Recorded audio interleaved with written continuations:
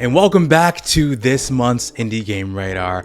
I try to do these intros and outros with just a green screen, and it never really has worked out so far for the past few months. So right now, you got real world me without the green screen right behind me, but the green screen will come back at some point. But just wanted to talk about just what this is about. This is more like a spring extravaganza with a bunch of games that I've been able to play. A lot of fun games, some games that I will talk about at the end of this that are kind of the bigger releases that have come out for the month of April. But I hope you enjoyed this month's showcase. There is a disclosure section down at the bottom of this description for some games that I did receive review codes for, so check those out if you want to know what games I did receive review codes for, because I know people have a bias when it comes to content creators getting review codes, so it kind of can sway your opinions. But I try to be honest in all of my critiques and all of my thoughts when I play these games, but just want to let you know up front, there's some more demos that I played, as well as a preview section and also an early access update, as well as people in the community that I wanted to highlight as well. So thank you so much for checking out this showcase. Let's get into it.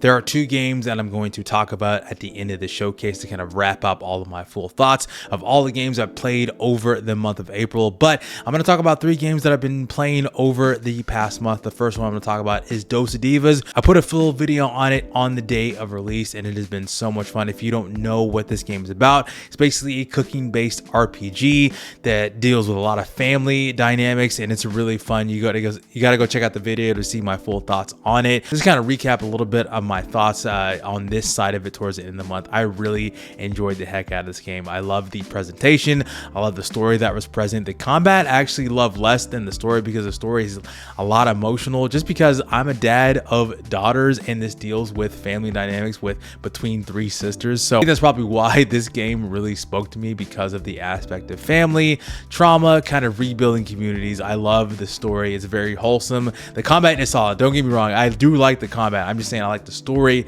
a little bit more than the combat. The combat is fun. I love the turn-based RPG mechanics. I love the idea that everything is cooking based. I love the idea that you are going into this kind of cooking spirit realm to cook these meals to people, because they haven't experienced a good home-cooked meal in such a long time. And it's just a fun overall experience. The world is beautiful. Just everything is just great. Again, watch the full video to get my full thoughts on it. Dosa Divas is a lot of fun. I did try to start and play Love Eternal, because I've heard so much about this game from articles, from other people talking about it. And I was thinking to myself, is this going to be 2026's Celeste, where you have hardcore precision platforming, dealing with mental health and just trauma, and you're going through this really interesting world that's very chaotic and very mysterious, and there's a meta narrative in there. You're kind of seeing yourself multiple times, seeing your family in weird ways. So it's very interesting, but I could not for the life of me get through all of this game. I know this game is relatively short. I think I looked on how long to beat and other people's playthroughs from reviews. It's probably looking at around 3 to 4 hours, and I just kept getting frustrated. Sometimes in games like these, I can kind of push forward and kind of make myself beat the game. That's how I beat Celeste. Even though some things were frustrating and were hard, I had to put it down for a while, but I did eventually come back to Celeste and beat it. But I think with Love Eternal, there's just something in there for me that I'm just not clicking with all the way. The core mechanic of the game is that you're jumping, and then you're also switching the gravity, so we're going up and down. So as you're jumping from off of a platform to avoid spikes, you're having to switch your gravity to avoid spikes, get these red crystals to switch your gravity again, and get to where you need to go. But a lot of times I'm going through levels and I'm just dying repeatedly over and over and over again, and that's what happens. And I'm glad that you're just restarting in the level, in the room that you're in, for that amount of time. But I just can get through it. There was just something in me and I'm like, man, I don't want to continue playing this game, but I understand the hype and I understand where people are coming from, and maybe I just need to take a break for a while and come back to it at a certain point. Games like these for me come in short bursts, and so I don't always want to spend too much time with it. I already don't have a lot of time to game, and so I don't want to always spend my time beating my head against the wall because of a precision platformer. Sometimes I will, sometimes I will, if I really want to grind it out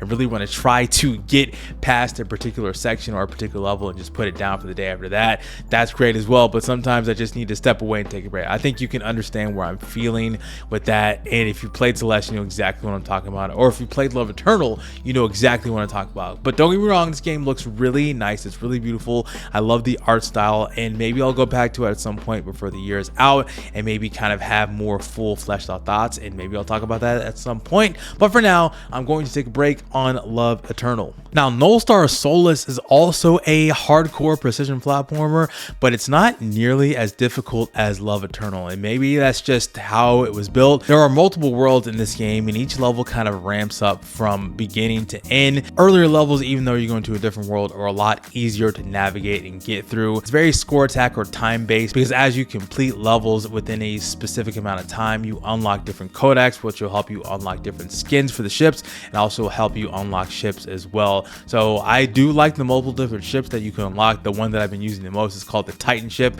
because you do get an extra life on that. So if you get hit by a laser or get dropped in lava, you are able to just move on until you die. I love the way that you get to navigate your ship. You can actually control it by multiple different ways. So you can move in all directions. You can turn off or on the thrusters based on where you're trying to go. That will allow you to move faster in one direction based on where you're trying to go. And you can also air brake in the middle of something. So maybe you're trying to do a steep drop and you can do air brake, and that'll help you stop before you get to where you need to go. There's a lot of good maneuvering in the ships to collect and salvage these parts to get to where you need to go. So it's a lot of fun. I feel like I am getting closer to all 100 levels. I think that's the same way with Love Eternal. I think Love Eternal also has 100 levels. What is it with games with precision platforming that have 100 levels? That's just kind of like a standard for the genre. I'm not too sure, but I'm getting closer to finishing Nullstar Solus. This one is a lot easier to navigate and get around than Love Eternal. I'm not as frustrated with this game as I am with Love Eternal, but again, sometimes I can be frustrated because I can't just get through a certain level, and then all of a sudden I'm able to get through it no problem just because of something I thought about and trying to understand the timing between your ship and all the obstacles that you encounter. Nullstar Solus is a fun game. I hope more people check it out. Let me know if you did pick up either Love Eternal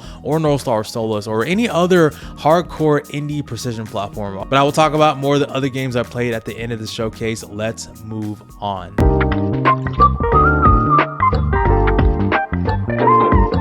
It's Chopping Time is a short incremental game about chopping down trees on a secluded island by using the forces of nature, lightning strikes, tornadoes, tidal waves, hail, and earthquakes. This is actually being made by the same dev that brought us the game The Duck Amakaze Strikes Back and Grand Theft Lure, games I've talked about here on the channel. So shout out to Alexandria for creating another game. He's been working. He's really been cooking. This actually comes out in July of 2026. This reminds me of like just one of those games that you would play on the early days of Flash. If you're bored at work, if you got some downtime, you can just go ahead and click the trees, chop them down, get some upgrades to chop down more trees and to do all the things that you do in just a relaxing, idle indie clicker. So check out the trailer for It's Chopping Time.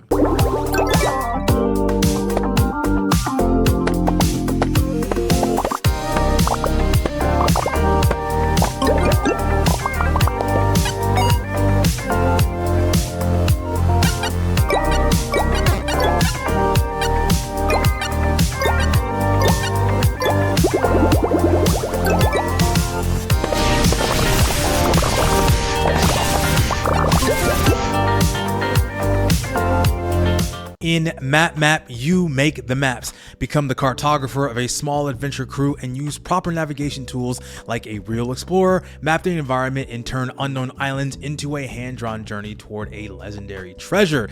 Yeah, Map, I've heard about this game for a while. I think I remember an interview about this game about a year ago in which this is a game literally about you creating maps. So you get basically a blank slate and you're creating map given the various tools that you're in. And I gotta say, this was kind of difficult for me because I'm not the best when it comes to just charting out things, but the game has a pretty extensive tutorial, especially in the demo, that teaches you how to use all the navigation tools you can use to kind of map out where you need to go. It was kind of difficult for me at first, but as you kind of get into the flow and into the rhythm of this game, you kind of figure out the best way to map your location, the best way to map treasures, the best way to map your routes as you engage in this very cute and cozy exploration game about you creating maps. So check out the trailer for Map.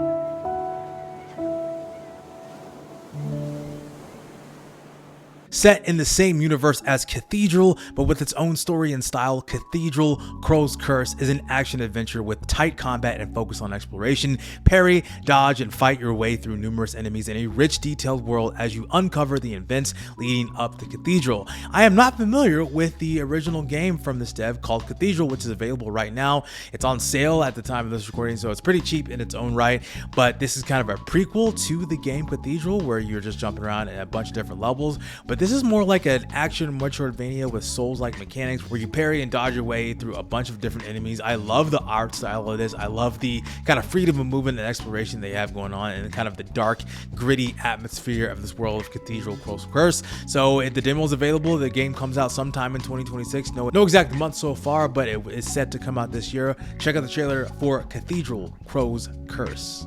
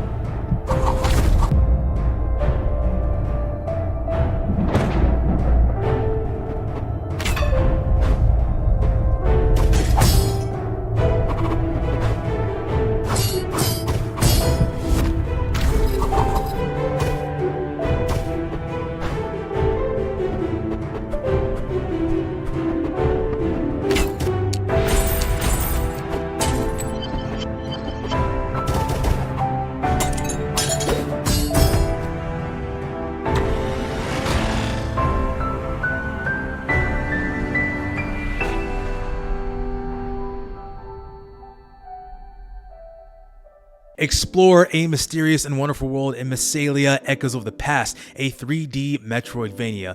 Unlock powerful abilities, traverse hidden pathways, and master fluid movement to forge your own path, face wild creatures, and uncover the secrets of a vast, interconnected realm. This game is really fun. I've been seeing this game for a while on threads, and so glad I got to play the demo. The movement is actually really fast, and I love the interconnected world of it. The art style is pretty unique, and it's alright. I love the upgrade abilities, from you getting a staff and a bow, from me being able to surf on the water and just explore this vast world of just learning more about the lore. And I love the environments in this game. It looks so much fun. I can't wait to see what the full game has to offer. Comes out in Q2 of 2026, at least according to the Steam page, so maybe sometime soon, maybe sometime in the next few months or so. But check out the trailer for Mysalia Echoes of the Past.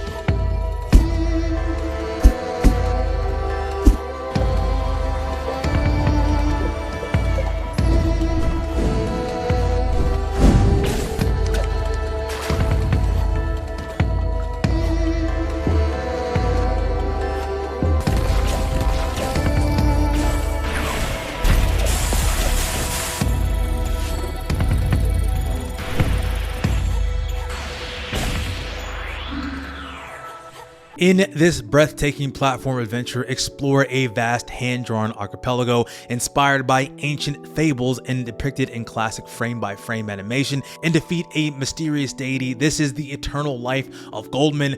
Holy moly, there is so much happening on the screen in this game. I did not know where to look when I was playing the demo, but that's not really a bad thing because the art is so immaculately beautiful. Again, frame by frame animation. It looks so fun. The movement, just the Christmas of everything, it just looks so good. You're playing as an old man with a cane. You can upgrade the cane in various ways to traverse the environment and combat the various enemies that you encounter. And it's told through this childlike wonder of exploration. And I love the setting and the backstory because it makes the world feel way more big and way more just colorful and adventurous, because it's told kind of through the mind of a child listening to this kind of fabulous story. I love it. It looks so cool. I can't wait to see more of what this game has to offer. I'm sure many of you have heard about this game, The Eternal Life of Goldman, but if you haven't already, play the demo right now and also check out the trailer. Inhabitants of the archipelago had quite a range of ideas about who ultimately would come to save them. But even their gloomiest pessimists could never have imagined they'd be pinning all their hopes on a ridiculous old man. Undoubtedly, he was a spry old fellow for someone so clearly beyond his expiration date. But still, what could anyone honestly expect from a walking fossil? Maybe he'd pester everyone with endless questions, or trace his finger across his maps, which are no less ancient than he. But you'd have to be downright bats to think he'd actually defeat anyone with that funny little cane.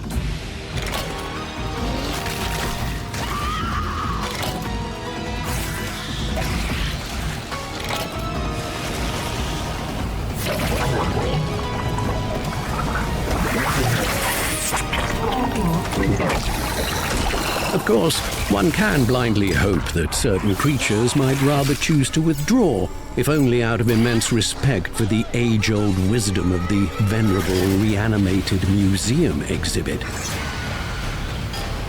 But most won't be surrendering without a fight.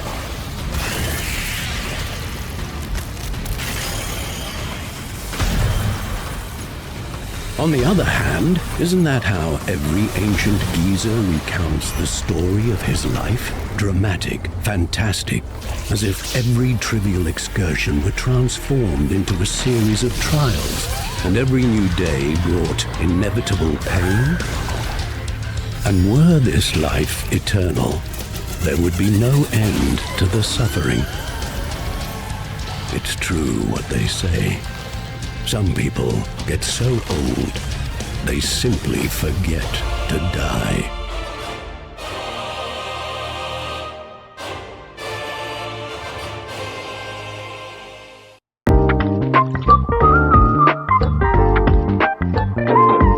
This new section is going to feature a couple of games that I've had a little bit of extending access for games that are coming out in the near future. The first game I'm going to talk about is a game called Midgard from the studio by the name of Holy Radish. It's a small little indie studio out of Italy, and it's a very interesting game. I got an email about this a while ago to kind of look at the demo and try to check it over and kind of let people know that it is going to exist. The demo actually is going to come out in Q2, but I did want to help put some eyes on this because the game is actually really interesting. So what is Midgard all about? In the description of Midgard says it is a medieval board game blending strategy and storytelling where every choice shapes your fate.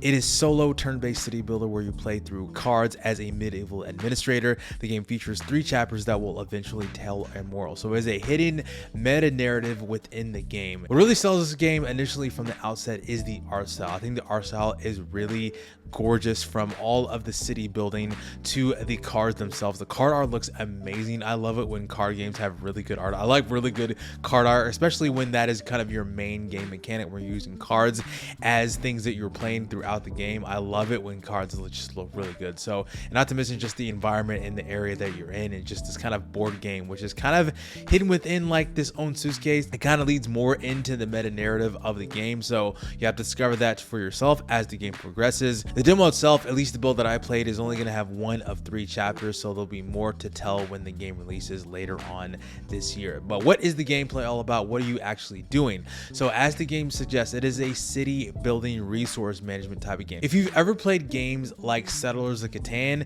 this is kind of similar to that, where you're using different resources to build out your town. So you essentially play as a duke, and you're kind of managing this kingdom, this realm that you're in, by managing different resources like wood and ore and food and the people. So you have a number of different cards that will pop up in each draw. So you will draw a card to build a city, but that city does cost resources to make, and also will take resources because the population does need food. So you have wood over here, ore over here to use. You also use money in order to build things as well, but you also have food that will deplete every single turn because you have to feed your people, and if the food runs out, or if you run out of different resources, you will lose the game. So you have to manage that as well. But you'll also get different character cards that have different kind of temperaments, and also different roles and different attributes that you can slot in to different roles that you can select them to on the main board. You can make someone a chancellor, you can make someone the treasurer, you make someone the chaplain, and you kind of set those roles, and they all have different different abilities in therein. So you go throughout your turns,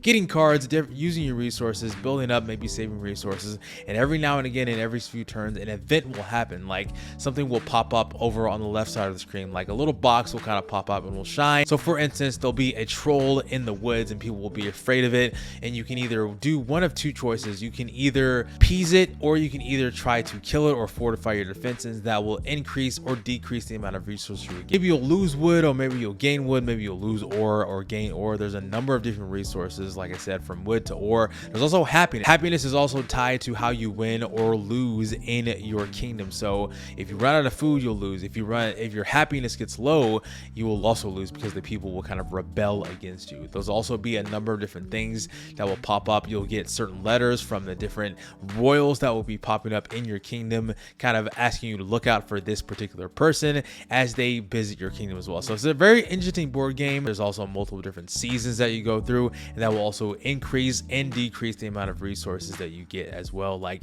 in autumn, you'll get maybe less happiness, or in winter you'll get less happiness, or in the spring you'll get things like more wood or more ore. It's just based on the season. The seasons will change. A lot of complex things going on within the game. There's a lot of things to remember, but there is a pretty hefty tutorial, kind of humorous at times, that kind of explains the game as you go through it. The gameplay can be a little bit complicated, but as I was getting more to it, it did remind me a lot of how I was kind of new to Solus of Catan, but now it's one of my favorite board games ever. So I can see this being a really fun board game as I progress throughout the story, and also just learning more about the meta narrative of what's going on. But again, this game is really impressive. I hope you check it out when the demo comes out later on this year in Q2 of 2026. Shout out to the folks over at Holy Radish for reaching out to me to help put eyes on this game, and I hope they see a lot of success from it.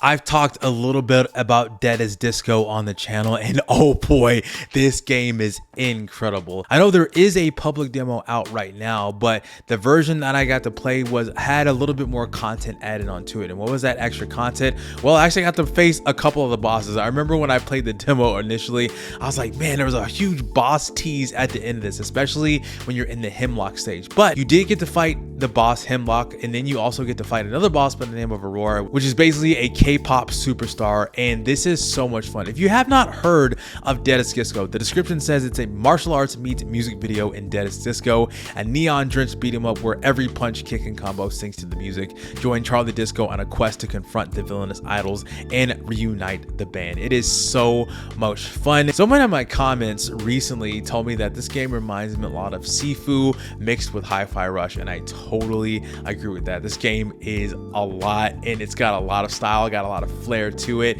and every hit is to the beat. It's all so much fun. So you essentially just play as Charlie Disco, and you're going through different stages, just beating up folks, countering them, dashing out of the way, all to the very awesome music. What's really cool is that there's multiple different stages, and there's also an infinite disco that you can actually play in the demo. In the infinite disco, you can add in your own music. I actually did that in a recent playthrough that I did. I was kind of getting some footage, and I used my own music, but the kind of music that I do is not really as upbeat as I would like it to. So maybe I would just make my own music to slot into this game for it can be played. It's really fun because every hit is to the actual beat, and I love the way the music swells when it gets to a certain point, and also when you do certain things. So you have certain combos that you do when you're hitting enemies. When you see an indicator above their head, you can either counter them, or you can also dodge out the way and then to also counter them. And you also have a button to also do finishers. You have a finisher button that you can also do with 2 button prompts, and you also build up a meter to allow you to do multiple flurries that has you like basically use drumsticks to kind of beat on them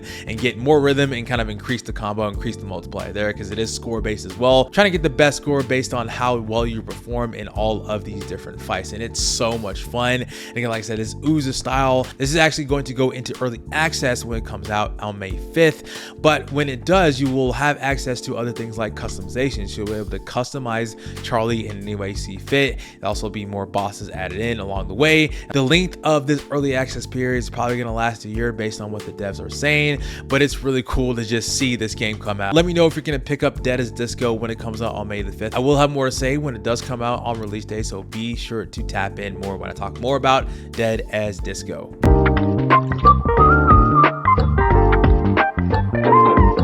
wanted to talk about a couple of early access updates to some roguelikes I've been playing. And the first game I'm going to talk about is Void Breaker. I've talked about it several times on the channel. This is coming out to be one of my favorite roguelikes of 2026. The progress of this game has been so phenomenal so far. Daniel Stubbington, the sole creator of Void Breaker, has been cooking so much. There was a major update out in February that added new stages, new modules, new bosses, new enemies. And most recently, there was an update called the Recalibration Update, which added a bunch of new modules, some new abilities, a buff to the melee, some new environments, some UI fixes, and the overall look of the game has gotten a lot better, and the feel of the game has gotten a lot better. I am enjoying this game so much, and just recently, I did make it to the 4th level, unlock the SMG, and it has been so much fun. When you get into a good flow, get into a good run, get some good abilities, get some good synergy with among all of your weapon and ability mods, is so fun. There was a moment in my most recent playthrough where I was kind of teetering on the edge of death constantly, but as I was destroying the buildings and getting all the staggers between all the enemies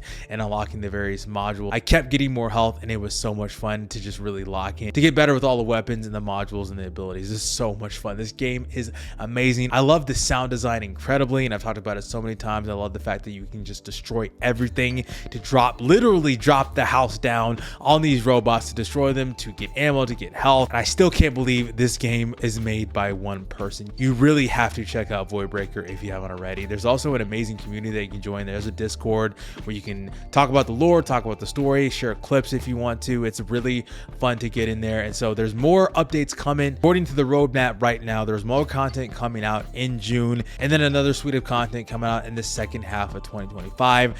No news yet as to when this is going to go 1.0. I can imagine this game is probably going to be 1.0, maybe later on in the year, maybe even closer to early next year, because this game did come out towards the end of 2025, so maybe early 2027 is probably where we're going to see this game hit 1.0, maybe even later based on player feedback or where the updates take us. But I am along for the ride, and I will continue to update you as we go forward and as more things get updated in the game of Void Breaker. But man, this game is so much fun. You really need to play Void Breaker. Relic Abyss came out a couple weeks ago, and I'm enjoying the heck out of this game. I put about 10 hours in so far, and I've unlocked a number of different characters, made it to the second stage, and just kind of unlocking things as I go and as I go throughout my playthrough.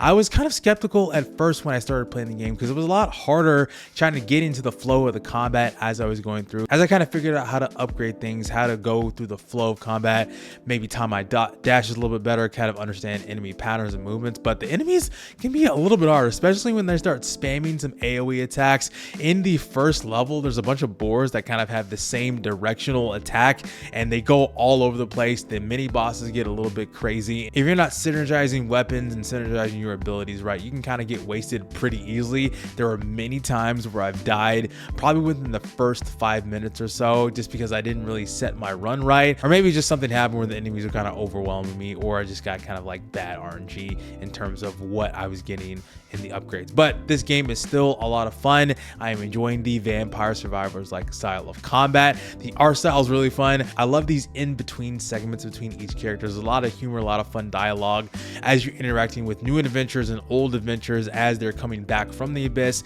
as you're unlocking new characters, recruiting them, also talking to the different NPC characters that you meet along the way, merchants that will help you and upgrade your gear, because you can add gear. You can also train and enhance weapons, do enchantment. You can also sell weaponry to gain more gold, which will also help you to enhance your own permanent stats through training as well. So it's a lot of fun. Every time I open up the game, there's always like a new cutscene between character interactions. This is really fun.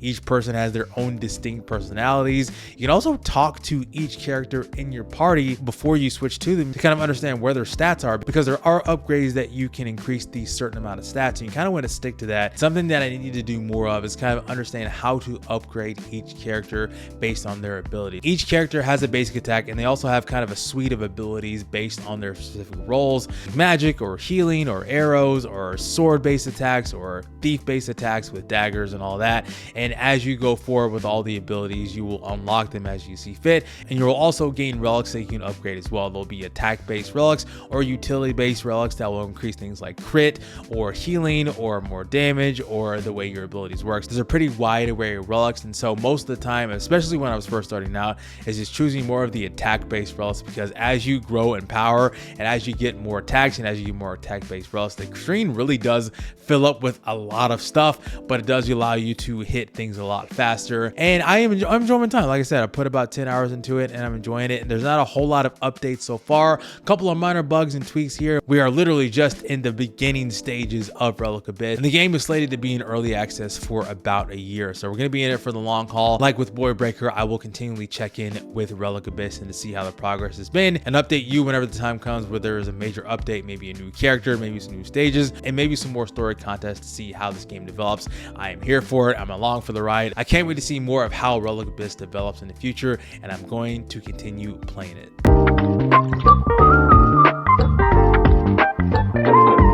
Space Slinger is an arcade roguelike about a traveler and his recoil-packed gun where you shoot to move, unlock unique weapons and broken builds as you conquer space one enemy at a time. I had no idea about this game until I was sent an email about it, and I played the demo of it, and it was kind of hard to figure out in terms of how the movement works. The gun basically shoots you back every time you use it because of the massive recoil, so you kind of have to figure out the physics of how you move based on where you're shooting to avoid enemy attacks as you conquer the different stages. And like the description says, it's a very arcade-like shooter where you get multiple different builds, multiple different guns as you shoot through waves of enemies. So like pretty basic and something you can get through, something you just kind of sink your teeth into if you just want to play something kind of retro, kind of very arcadey, kind of almost like a game from UFO 50. I feel like this game would fit perfectly in a UFO 50, but I love it that it's a standalone game. Space Slinger comes out sometime in Q3 of 2026. If you want to see more, check out the trailer or play the demo.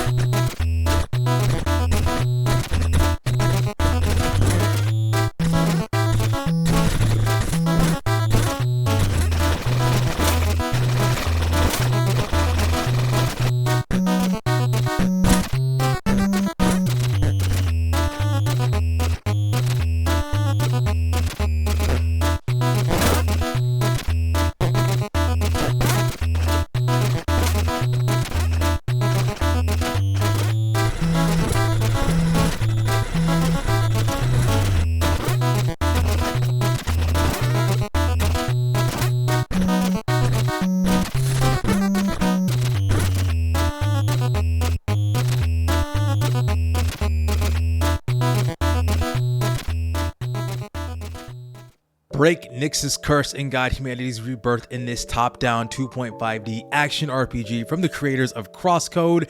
Battle enemies with stylish combos, wield multiple divine weapons, solve intriguing puzzles, and explore a changing world. This is Alabaster Dawn.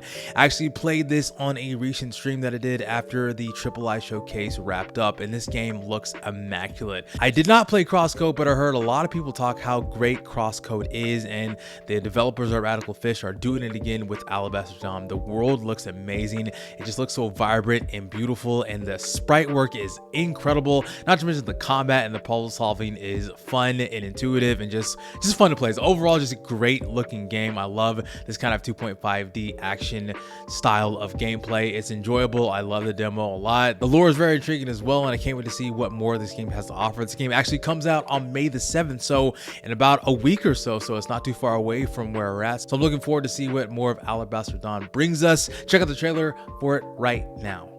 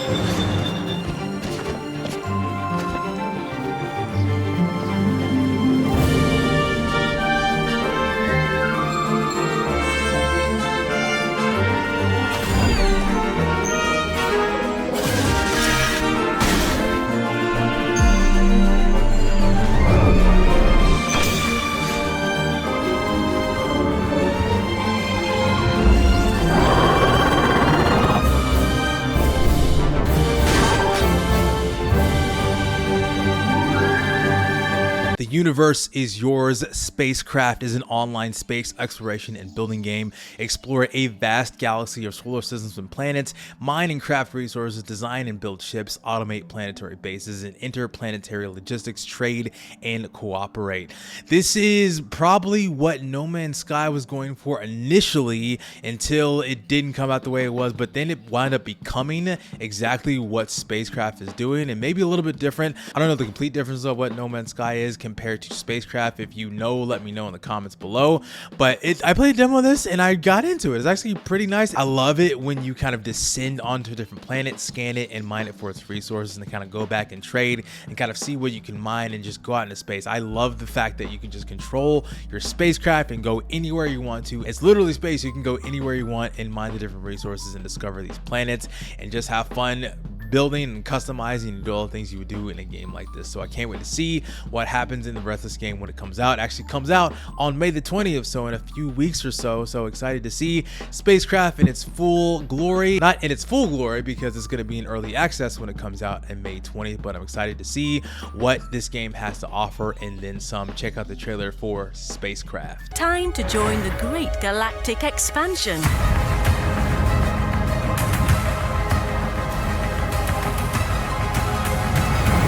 Of mining operations. With your efforts, we will build a profitable future.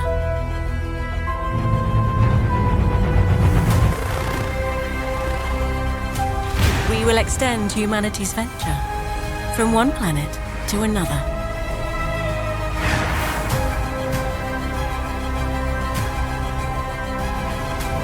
The shared vision of Sun will change the galaxy for all.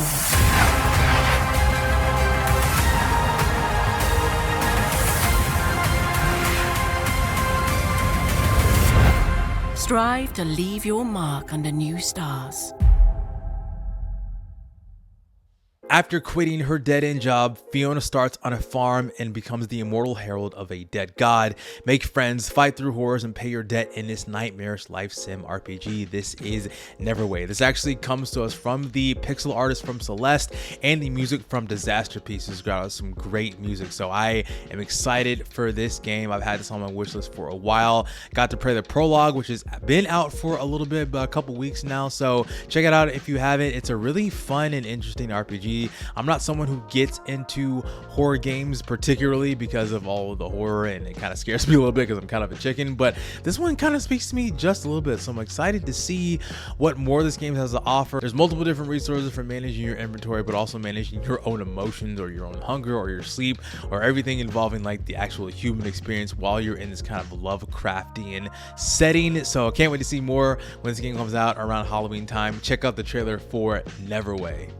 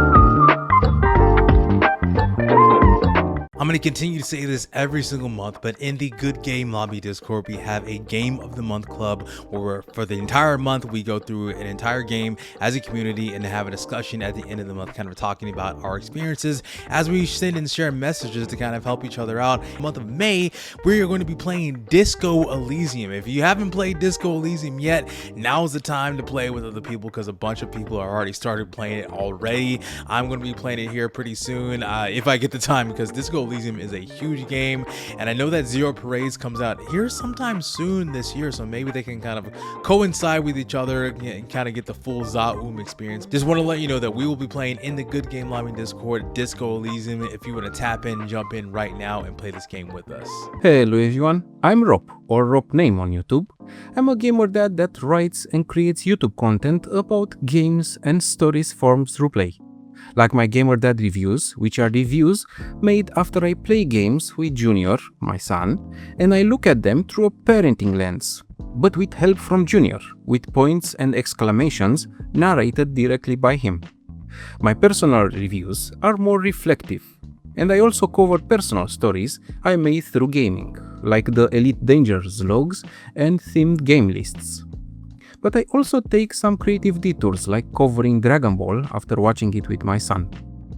My written articles are accompanied by enhanced narration, where I add music from covered games, sound effects, trying to also impart the game's atmosphere.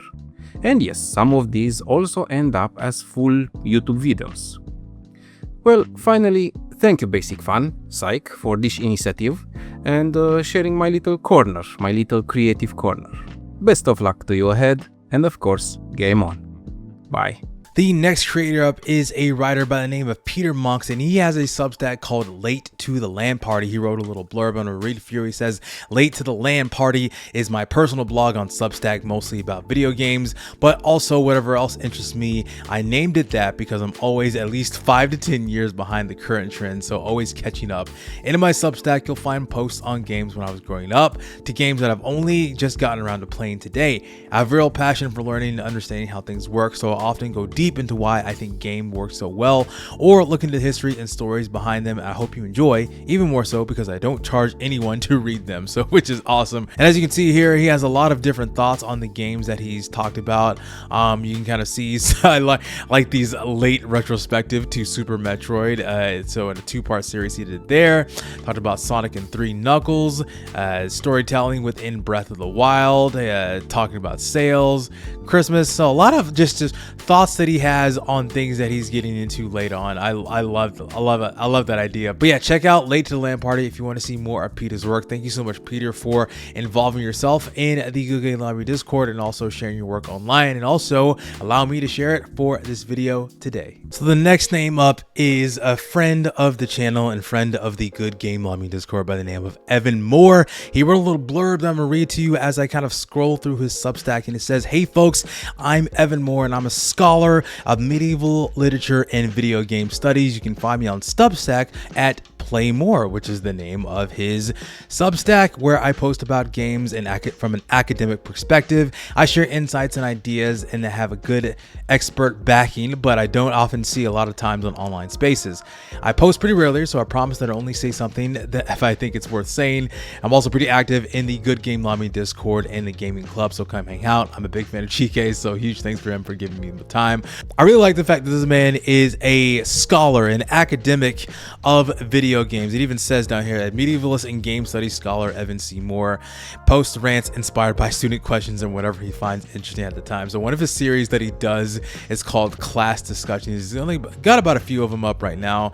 The most recent one he did is entitled Why Don't I Teach Real Games? I actually love the way that he does his thumbnails because it's just so basic. So you can kind of see the way that he answers some of these in a more academic perspective. And I love to see people who are actually in academia, people who actually study video games and are scholars in the actual medium, kind of using platforms and leveraging their expertise to kind of talk about games in a really fun and interesting way. He did an entire review series on Dispatch pretty recently. So yeah, love to see it. Love it. Thank you, Evan, so much for contributing your work to the gaming space, to the community, and also for this showcase. Thank you so much, Evan. And yeah, go check him out on Substack.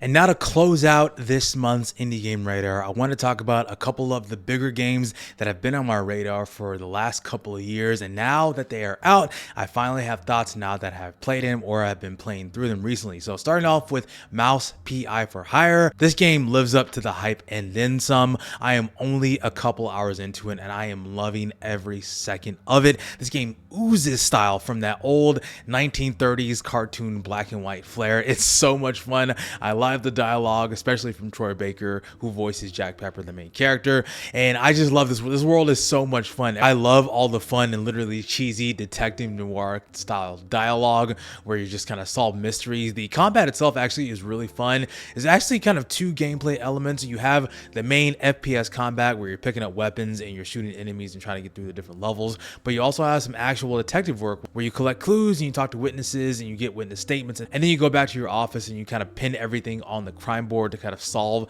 the mysteries. I love the fact that when you're in the overworld, you just drive your car to the different levels. There's so much more that I haven't explored yet, and I can't wait to see how much further this game takes me in its story and in its combat.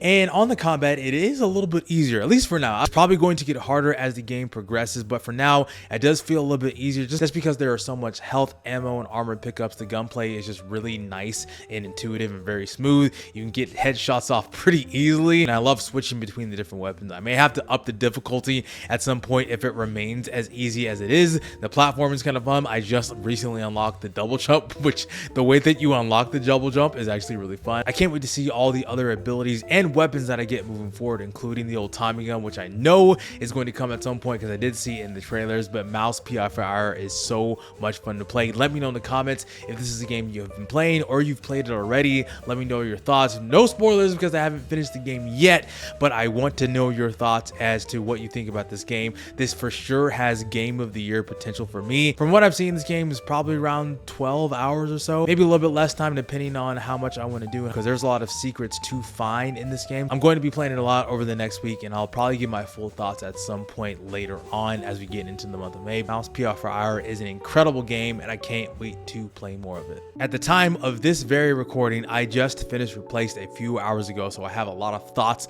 on it. This game is a perfect example of great games that I will only play one time, and that's not necessarily a bad thing. Not every game needs to be infinite, really replayable like a roguelike or a live service game. This game is perfectly good as a one-time purchase and a one-time playthrough because this is incredibly cinematic and linear in its scope. This reminds me a lot of the Uncharted games when I played those back in the day. I love the repeated cinematic black bars that constantly makes you feel like you're in a movie. But I'm going to start off with some things I didn't really like as much, starting with the platforming. There is a lot of platforming, more platforming than I thought in this game. It's a little bit clunky at times. I found that I was sticking to walls a lot. The controls weren't really as precise as I wanted them to be, especially when you're trying to avoid enemies or obstacles. You were kind of just sticking to walls, and the jumps weren't really as consistent as I wanted them to be. You would kind of jump from one place to the next, and you wouldn't really tell how far or how high you were jumping, even though you can hold the button down to jump and it kind of make you jump higher, but it just wasn't as good as I wanted it to be. Also, when you were exploring the environment in the platforming sections, there was a lot of foreground and background switching between the two different perspectives, and because of the way the game is lit and because it's very dark and gritty, the lighting would kind of make it hard to know where you're supposed to go, whether you're supposed to go up or down. Even though this game is linear and it kind of has a path that it's set you on, it's hard to kind of navigate where you're supposed to go up or down just because of where the lighting is, and so that made the platforming a little bit more difficult. Combat, which I'll talk about more positively in a moment, does tend to get a little bit more repetitive as you get closer to the end of the game, especially because when you get every single ability and you see every single enemy type, that's basically the entire fight. You will unlock all the abilities from your basic attacks to heavy attacks to a shockwave to parry and gunfire, and also an ultimate ability which will allow you to shoot the gun a lot more regularly. But once you unlock all of those and you see all the enemy types, it is really just the same strategy where you're having to roll, you're having to take out shielded enemies,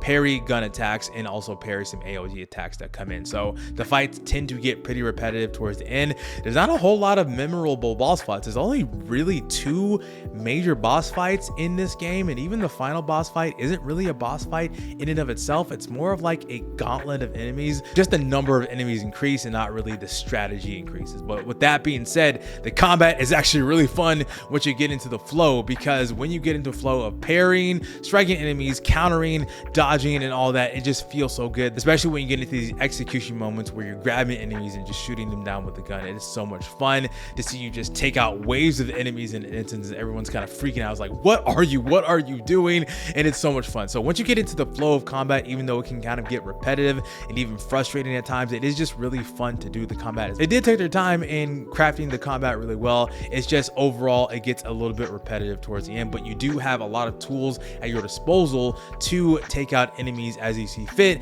It just can get a little bit much as the enemies increase in number. But above that, the storytelling, albeit cliche, is incredibly heartwarming. Yes, the story is about an AI trapped in a human body over time through compassion and friendship and all that stuff, learns to become more human. And you know the story if you've seen anything about a robot becoming more human. It's the same thing over and over again, but I do like the way this is fleshed out. There are some interesting surprises in the story that happen that kind of flesh out more of the world. And even though the story of this game is complete, it kind of leaves a little bit more open-ended in its scope. It would be interesting to see more stories told in this universe from different characters' perspectives. Even though the story of this game is done, like, you could easily go back to this world and just tell different stories from different people, or create a sequel based on the events that happen in this game. So the story is a little bit more open-ended towards the end, but if this is the only game that create in this universe, that would be fine too, because I think the story wraps up in a nice, neat little bow. There's also some interesting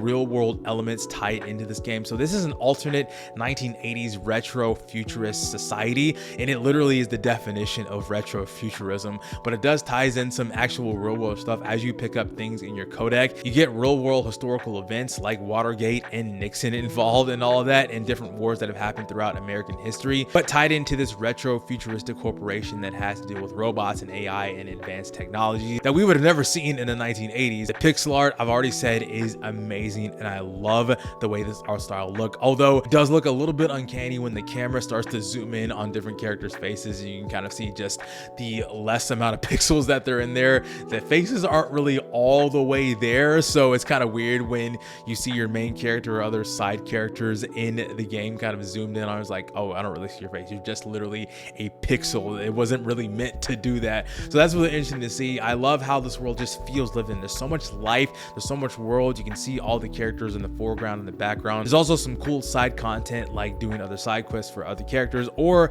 going to an arcade and increasing your high score to get the best high score. And actually, these side quests and these side content actually give you actual upgrades to things like your health, also your gun, and also the amount of energy that you get to get your ultimate ability. So you may want to dive into more of that as you explore throughout the game. So even though this game is entirely linear, there is some side content if you want to branch off and do some other things to kind of increase your stats that will help you out later on in the game. But I love the way this game wrapped up, and I felt very satisfied at the end of this game, so I can't recommend Replaced enough. I don't know if this is really a game of the year contender for me. It's one of my favorite games of 2026, but because of how the combat worked, because of how the gameplay was, kind of brung it down for me just a little bit. So it's not really gonna make that game of the year potential, but it is still a game that is worth playing through all of the different elements that I've mentioned. Let me know if you played Replaced down in the comments, or if you're considering that after watching this video. Thank you so much for watching this month's Indie Game Writer. I hope there is a game that you saw throughout the entirety of the showcase that you enjoyed. Let me know in the comments if you did. I will have links to every single game that I have played or I've talked about in a demo,